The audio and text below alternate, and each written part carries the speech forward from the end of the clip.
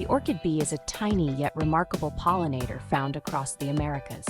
There are around 200 known species of these colorful insects. From Florida to the rainforests of the Amazon, these pint-sized flyers travel up to 30 miles in a single trip. Male orchid bees are perfume connoisseurs. Hovering over flowers, they collect scents in special leg chambers to attract mates.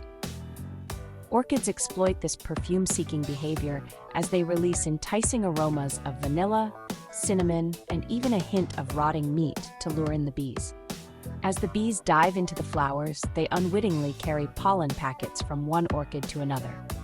These bees also pollinate other plants, including those important for humans such as Brazil nut trees, coffee plants, rubber trees, and passion fruit vines. So next time you see a vibrant orchid bee buzzing around, remember their vital role in our ecosystem.